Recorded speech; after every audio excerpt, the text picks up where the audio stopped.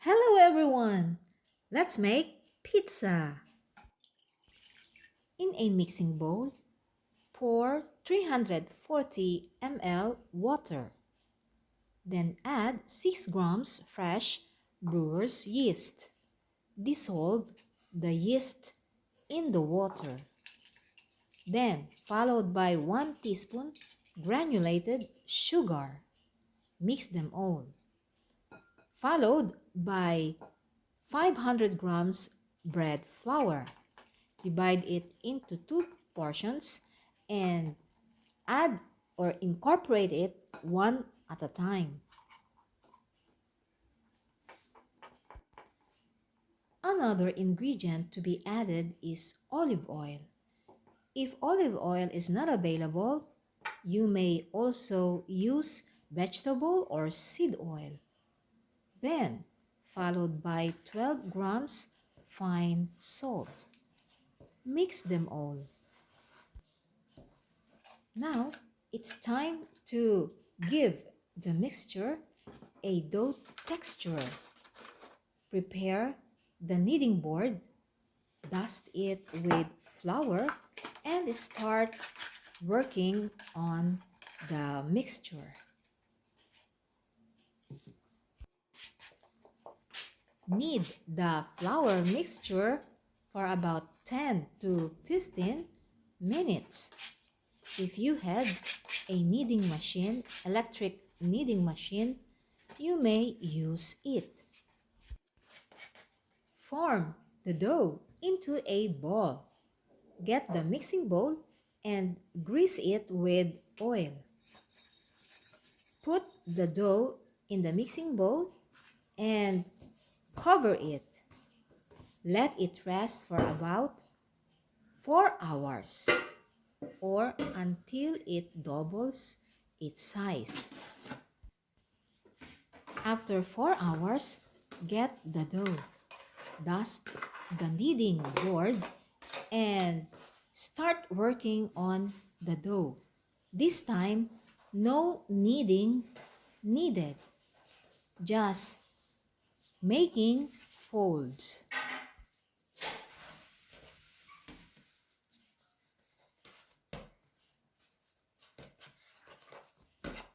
Now, it's time to cut the dough.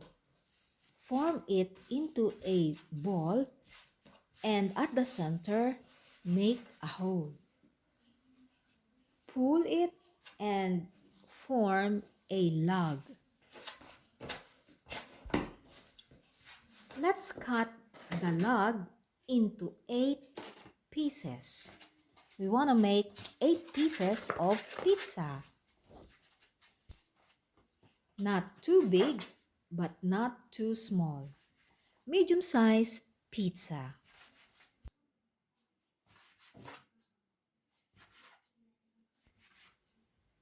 After cutting the dough into pieces, form each piece into a ball.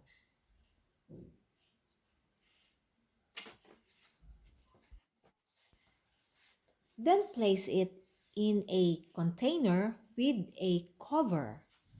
If you have no container like this, you may place it in a tray and cover it with a plastic or kitchen towel.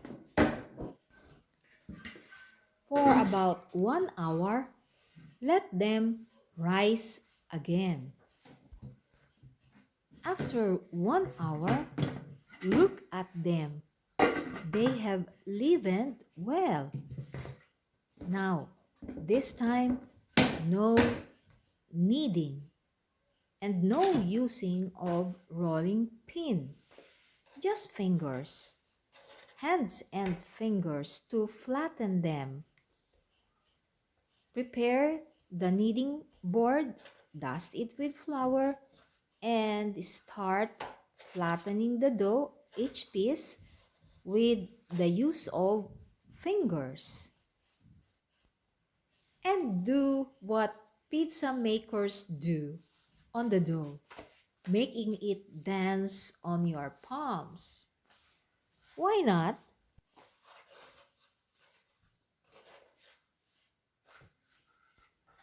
Now it's time to cook them in the pan. Please use the non-sticky type of pan.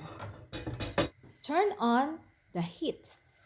Turn it on medium-high heat.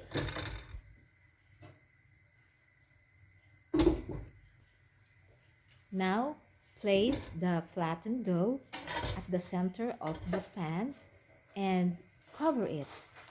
Let it be cooked for about 2 minutes. Only the bottom should be cooked, so there is no flipping of the flattened dough.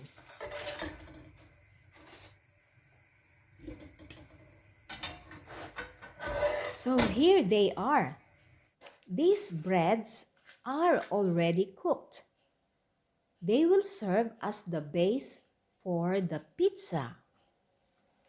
You may add or you may put any toppings on the base. If you will not consume all, you may put the others in the freezer. So next time you like to eat pizza, you just get from the freezer and thaw it for a few minutes and put any toppings you desire. Now I prepared the tomato sauce for 2 pizza. This tomato sauce is a classic tomato sauce, which consists of pure tomato sauce, dried leaves of oregano, salt, and drops of olive oil. First, you spread the tomato sauce mixture on top of the pizza, then followed by slices of fresh mozzarella. You may use also the kind of mozzarella that is not so moist. And then you may add the toppings that you like.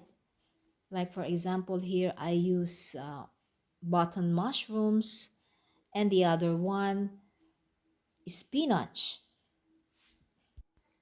Cold cuts like salami, ham, bacon, vegetables, whatever that you like. Now, place the pizza in the upper part of the oven.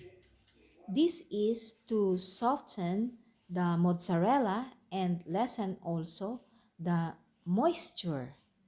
Remember that the bread is already cooked. They're done.